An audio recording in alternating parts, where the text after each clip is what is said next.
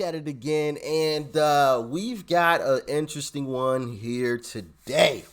All right, but before we hop into it, like, share, comment, and of course, hit that subscribe button if you're new. All right, join the family. And make sure you're following me on social media too. Those links are down below in the description box. Instagram, Twitter, Truth Social, Discord server, all of that good stuff is down below. And with that being said, let's dive in. You know what happens if we don't stay on that path of knowing what our rights are, knowing what we believe and why we believe it? They will keep a coming. They will keep a coming with the lies. They will keep a coming with the lockdowns. And they will keep coming with far worse things. Jordan Peterson actually talked about some of those far worse things with Rita Panahi on Sky News Australia.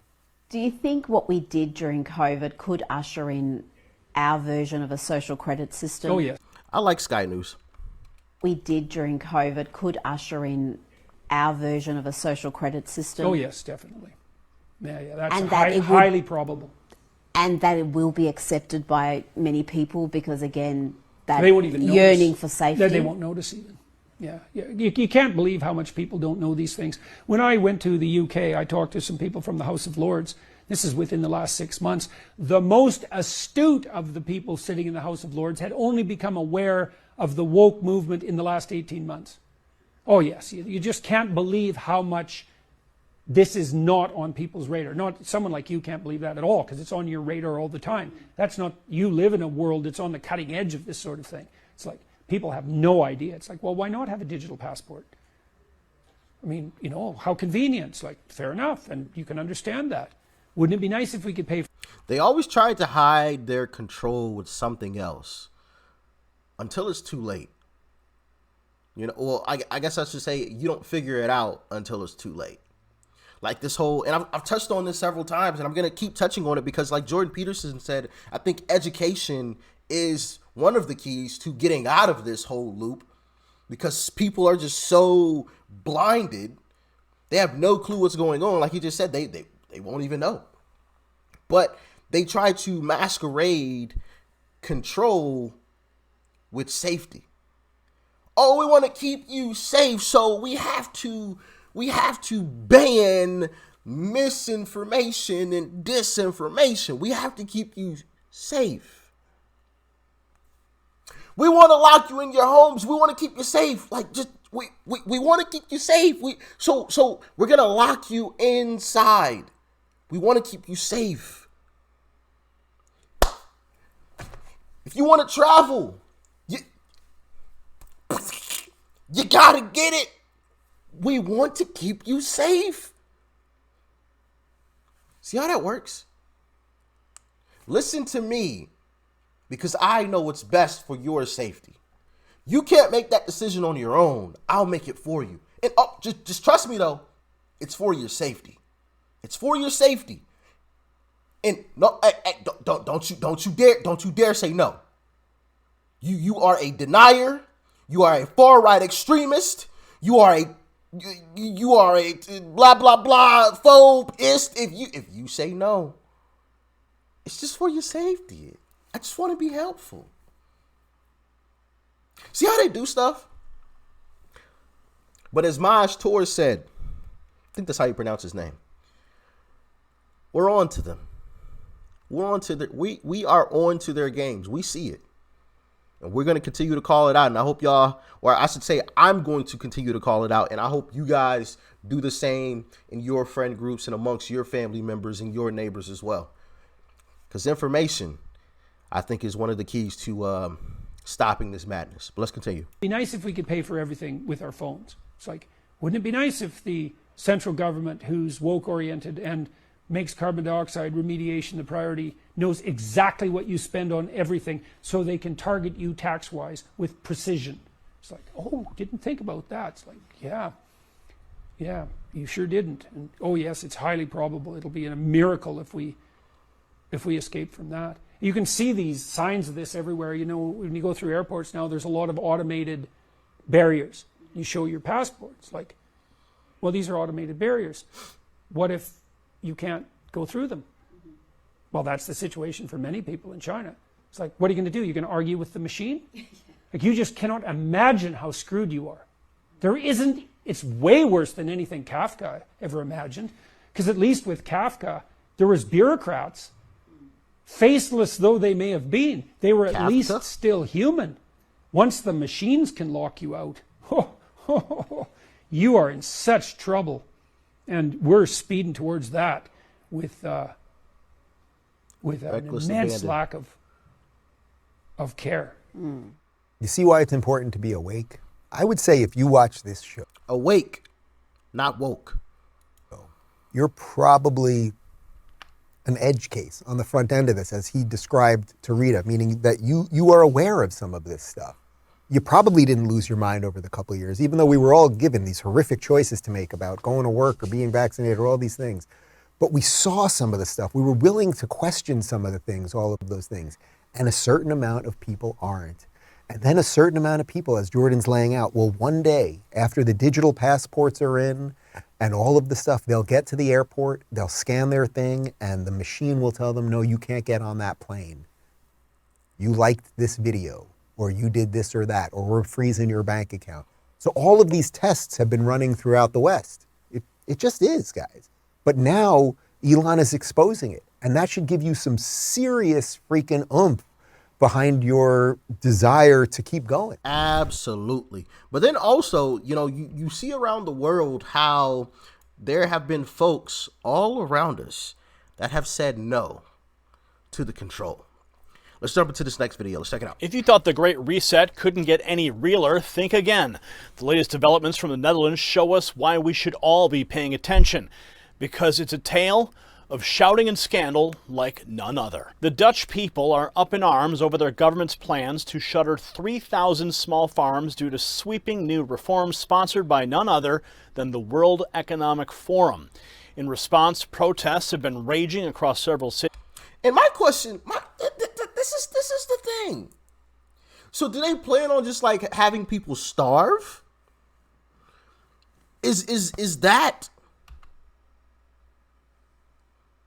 the plan? Shutting down all of these farms. Is that the plan? Starve. And also my question is, I'll save that because we can get into something deep with that. I'll save that one. But yeah, like what's the plan with this? Like, who's gonna grow the food then? I mean, you gotta have food. Even if you want us to eat, bugs and plants and stuff, you still got to grow it somewhere. These bugs still have to come from somewhere. I mean, not saying that I'm following along with the plan, but cities and towns as people push back against what they deem is a silent invasion that threatens their very way of life. This Dutch uprising could be our last. Close the farms. I just saw that. If you've ever heard him speak, yeah, that sums it up. Close the farms.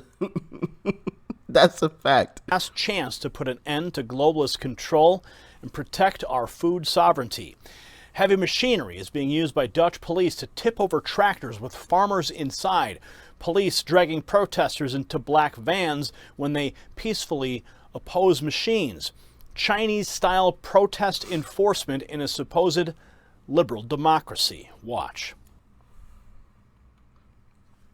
So not only do you have that, people saying, no, we are done, we are not doing that.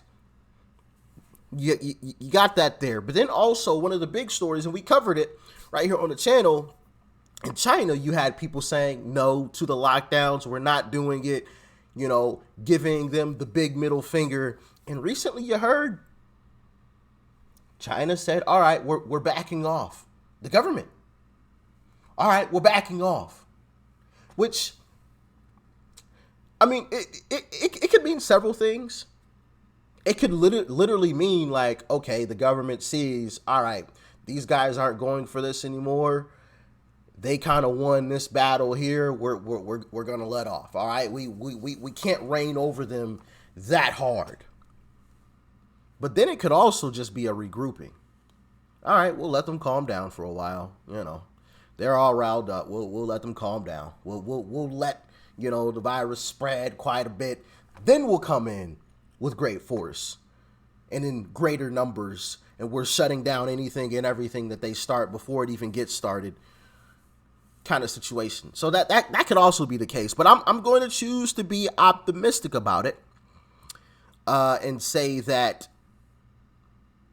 the situation was that, hey, they saw all the people saying no, and so they backed off because they realized they can't control people the way that they wanted to anymore. Because at the end of the day, this is the way that I look at it. If everybody stands up and says no, if every single person stood up and said no, what are they going to do? Put everybody in pine boxes? Then you have nobody to control. You got to have people to control at, you know, in some way, shape, or fashion. You can't put your entire population, or like 90% of your entire population, in pine boxes. That's not going to work. That puts you at jeopardy. So what are you going to do? Your only choice is to back off. Unless there's something that I'm not thinking about, which obviously, you know, this is just all off the top of the head right now. It's not like I took down any notes or anything. So I'm sure there's probably something that I am missing in this entire equation. And if you've thought of it, let me know in the comments section. So I think the key is everyone standing up and saying no, or a good majority of people standing up and saying no. We are doing it. And once you have that, then they have no choice but to back off. Then they have no choice but to say, all right, cool. My bad. Because what's the alternative? Knocking off most of your population? First off, good luck. And second, you're going to need that luck once just about everybody is gone. How do you survive? Now you have to do everything yourself. Or with very, very few people. And once they say no, then you're really in trouble. So, I don't know, guys. What do you guys think? Let me know. But it is good to see that people across this planet are standing up to the woke BS, to the total control, and saying, no, we're not doing it. I'm fine with taking the risk of possibly losing my life, and everyone behind me is willing to do the same. But so be it. Gotta respect that. I gotta respect that. And I love to see it. You know, I don't like to see people lose their lives, obviously, but I love to see people standing up with conviction. Absolutely love to see it, because I think that's what's necessary right now. That is what's necessary. And we have to do a great job of educating folks so that they know and see what's going on. And that's for all of us. For all of us.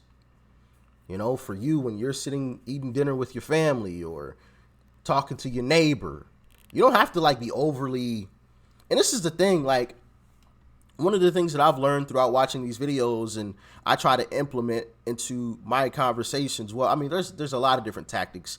I could spend an entire video on how I go about talking about this stuff to people.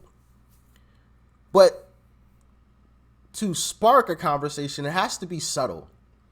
You got to kind of ease your way into big, tough conversations. You can't like just be, oh, you're an idiot, you know, kind of thing, or overly aggressive, because we've seen in videos how people react to that. And, you know, I've just personally learned and have seen better results kind of easing my way into a conversation, maybe making a joke about something, or, you know, making a little side comment, but then, you know, saying something that contradicts it. Like, I don't know.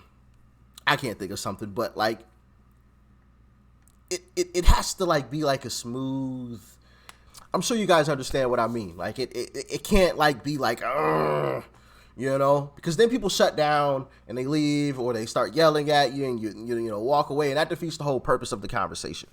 So it has to be subtle, just a little bit at a time as the conversation goes on, just a little bit, and maybe ask questions, but also while making a statement, you know, Like, make a statement in the form of a question. I feel like that's a better way to say what I meant. But if you guys got any more strategies that you found that works, talking to folks, getting this information out, because I think this is majorly important, please type your suggestions in the comment section below.